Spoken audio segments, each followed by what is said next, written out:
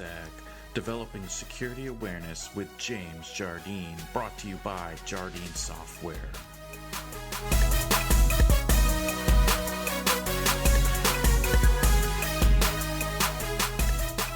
Hi, and welcome to episode 18 of the DevelopSec podcast. I'm your host, James Jardine, and today I want to talk a little bit about preparing for a security consulting engagement within your company.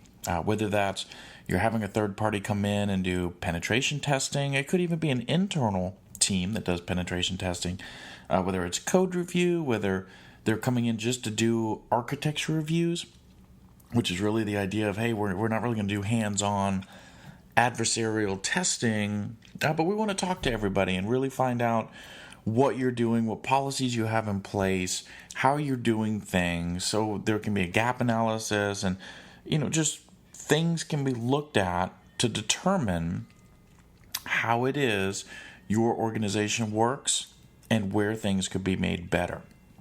And there's lots of things that we could do during that architecture review that are very important, right? And it's really pretty flexible as we kind of move the way we're going based on the responses that we get during a conversation. But so it doesn't matter what type of engagement that's coming in, we want to think about how do we prepare for this coming in, right? Usually the security team is the side that's actually going to start the engagement, get it all set up, hire the team that's going to come in to do it. Hopefully they're working with dev and the business to schedule a time that works for everybody for the test to proceed. Oftentimes we see that's not the case. And it's important that when we set up any of these engagements that we're ready to go. A lot of times these engagements are fairly short-lived, a week, 2-3 days, maybe 2 weeks. Going past 2 weeks, that's fairly rare, and that's more for a really, really, really large organization. So that obviously is going to take longer to test everything. But if we look at a pen test, for example, to start with, some of the things we want to think about with a pen test, most times we're doing gray box type testing. This is where we have some information. The third-party consulting firm has information. If it's a web pen test, maybe it's the URL, maybe it's a couple different credentials to be able to log into the application, to be able to test roles and authorization and logic flaws and all these different things. Maybe they ask for other stuff, right? Maybe there's architectural diagrams that are being provided just as kind of a heads up. This type of stuff, though, when we get ready to actually start the test, we want to make sure that everything's in place. If I need credentials, we need to make sure that we have the credentials available. Even before we get to credentials, let's make sure we have an environment available. Oftentimes we see that we don't test in production. They have us test in a QA environment, a dev environment.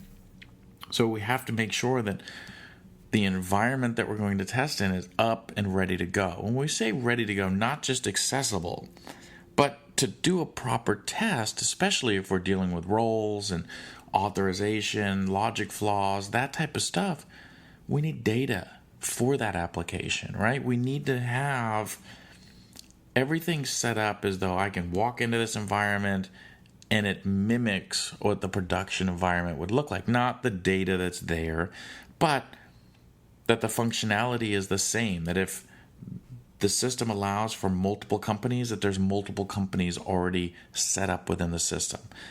So that way, once we get ready for kicking off this engagement, we're ready to go and be able to go in and I got my credentials. Yep, I tested them. They worked. We're testing Monday morning. The environment's up. Everything's ready to go.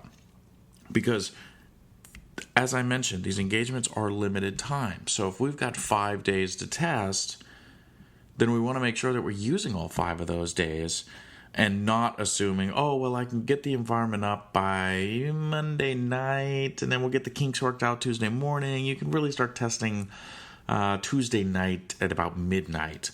And then assume that testing is going to go into the weekend or it's going to flow over to the next week. Because remember that most firms are going to schedule other work that hasn't been already blocked for their time.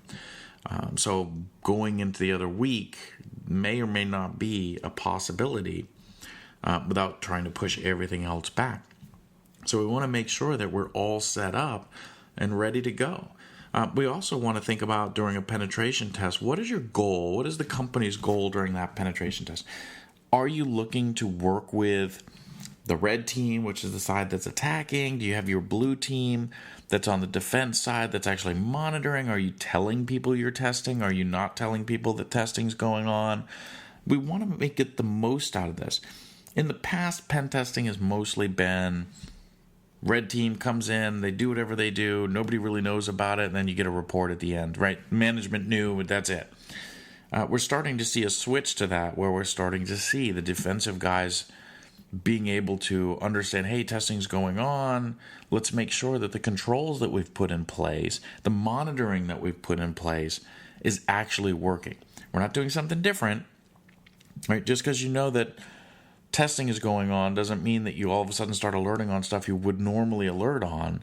But we want to validate, right? We have to be honest with ourselves. Would I do this on a regular basis? We want to validate that our controls are working.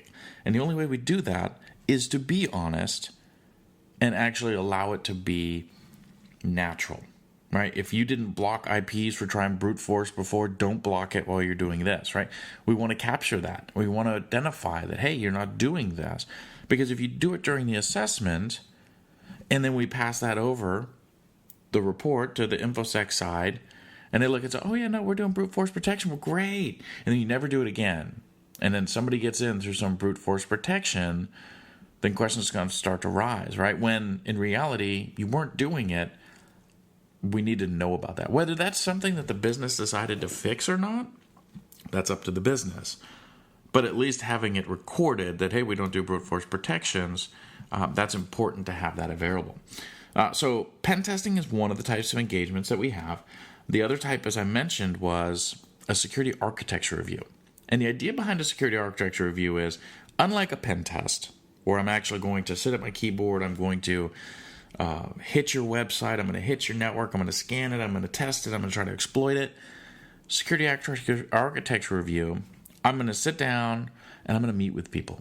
I'm going to look at things like your architectural diagrams, your policies, your procedures, all these different things of how the company works, how different divisions within the organization work, and how they incorporate security into that, so that we can try to identify where the gaps are and where improvement can be made. So we spend a lot of time doing phone calls. If it's an on-site where we're in person, right? We have in-person meetings. And it usually starts with tell me a little bit about what you do. What is it that you do at the company? What is your role?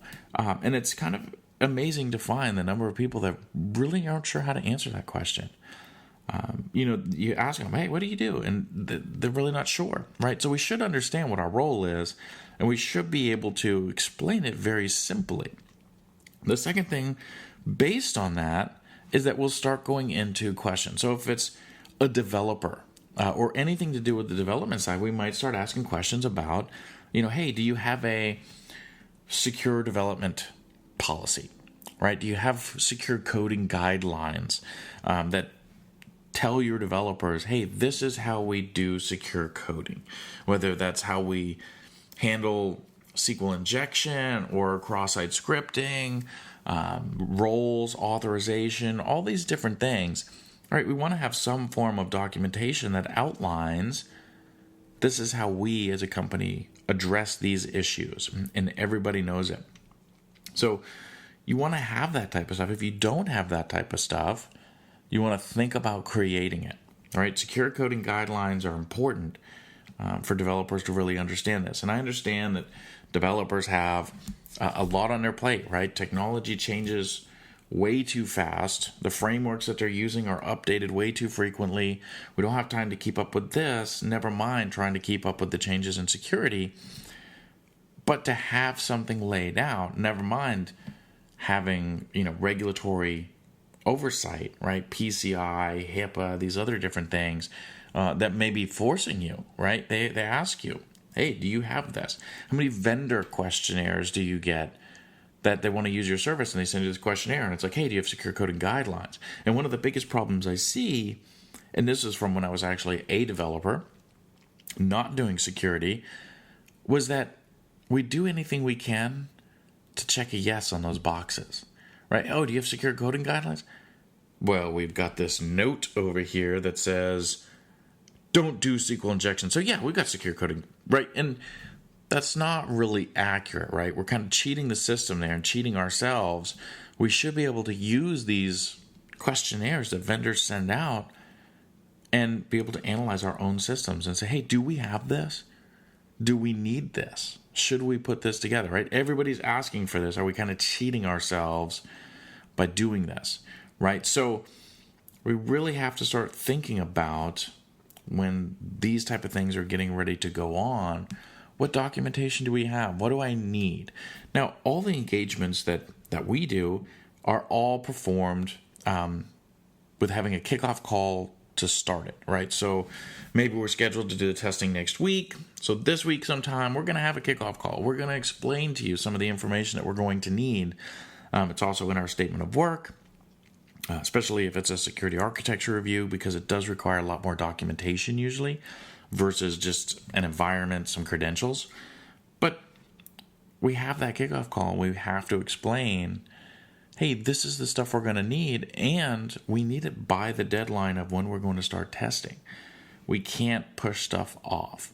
So out of this, one of the biggest things is being prepared for these situations. And I understand that it's the InfoSec side that's probably starting this up, getting it going, they may even be the ones that are scheduling when it's going to happen.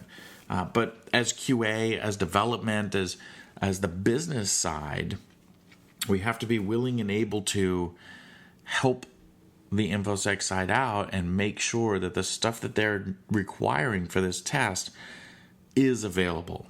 Now, I know there's going to be exceptions. There's going to be unreasonable timelines. There's going to be reasons why this is just not working. But if everybody's working together, if somebody's not trying to make it unrealistic or, trying to do some political agenda of, hey, I'm going to slam this through and last minute I'm going to tell this side because I just want to make them look bad, right? That's bad for business anyway. If people are doing that, they probably need to move on to another business. But aside from political agenda, aside from all that, if we start working better together, then we can get the things that we need. We can do these assessments on a fairly quick timeline and actually then get these results and act upon them appropriately, right? We're finding, oh, you've got default passwords on your, routers. Well, okay. Maybe we should update those, right? But is that getting into the right hands? Are we doing training following up on that? Because one of the other problems I see oftentimes is that we get a report back, hey, we found this security flaw. And let's use default passwords as an example. Okay, we onboarded a device, still got default credentials, it makes it out into production, and then now we've got a big problem, right? Well, we get the report back and it said, hey, you got default credentials on this, this, and this. Security looks at it. They assign one guy. He goes out, fixes the default credentials. Nobody else even knows about it. We didn't have a follow-up to say, hey, guys, this test here was the problem. And, either we don't have a policy that addresses this, we do, and you're not following it, whatever that may be. But use it as a learning experience and a learning tool versus just setting it out there and having one guy go out and fix it. Same thing in the application world. Oh, we found cross-site scripting. Well, we send one developer out to fix it. And quite honestly, I've seen companies that just keep it hush every place else. Oh, no, don't tell anybody else. Go ahead and fix this. Don't tell anybody else. And then, because we don't want the shame. We don't want the egg on our face, right? Oh, we had cross-site scripting. Oh, but in reality, the more people internally that we make aware of this, the more awareness we bring to security, to secure development, bring QA into it. I mean, if we're starting to teach QA, hey, this is what the pen testers found, then they can start looking for that as well. But they're not going to start looking for that if they don't understand what these other testing groups are finding and how they're finding it, right? And that report should outline that. So we need to really think about, go about that engagement, how we get prepared for it, who do we get involved. Obviously, we don't want to involve the entire company for an engagement, but we do want to make sure that we have everybody that we need, all the requirements that we need, everything set up, so that way we are prepared. People understand what's going on. In the case of like an architecture review, letting the employees know, hey, it's okay to talk to these guys. It's okay to be honest with these guys. We brought them in. We're looking for a true assessment of our security stance. And if people are lying and not stating truths about how things really work, then security is going to get an inaccurate picture of what's going on, and it could open the company up to a breach or other issues. So if you're on the dev side, the management side, right, if you're out of the InfoSec world and you get called into a pen test, a security architecture review, whatever it is, my best recommendation is just be honest, right? If you don't have something, it's okay. Feel free to say, yeah, we don't have that. If I ask you, do you have secure coding guidelines? It's pretty simple yes or no question. And you're pretty much saying no when you start dancing around how you do have them, right? So have your ducks in a line. Use it as a learning experience to figure out where you're doing well and where you're not doing so well and where you can improve. And there are going to be places you're doing well. There's going to be things that you're doing and you're going to be like, yes, I nailed that. We are so doing that and we are awesome. And then there's going to be places where you're like, oh, I didn't even think about that. Or no, we don't do that. And maybe there's reasons, right? Oh, we don't have time. We don't have the structure. But now that you know that it's something out there and people are looking at it, you can create that time. You can create the structure. And you can work on improving your security posture. And that's really what it's all about, right? We're here working to improve the security posture. We're bringing in outside consultants that look at hundreds, thousands of apps throughout the year or throughout their career, different applications, and see how different companies do it. So oftentimes their input can be very helpful because they can relate it to other applications and help you understand where you are in your security realm. So that's it on getting pretty much prepared, I guess, for security assessments, whether that's pen testing, architecture review, could even be code review if you have to go through a code review. But that's it. I mean, just be honest, be willing to help out, provide information. We're not coming in, security's not coming in as the enemy. They're not coming in, hopefully, and if they are, you got the wrong security company. They're not coming in to shame you, to down you, anything like that. We're coming in to help assess what you have going on and then provide you recommendations so you can fix it. As always, if you have any questions, if you have any topics, please feel free to shoot me an email, james@jardinesoftware.com, and I'd be glad to look at those. If you have any other questions, you can also follow me on Twitter at either @DevelopSec or @JardineSoftware. As I'm fairly active on the @JardineSoftware, the DevelopSec is really, at this time, more focused on really just promoting the the podcast. So I appreciate your time. I'm glad to hear, I actually did hear from some people that people actually listen, so that makes me feel good. And spread the word. And we'll talk to you next time.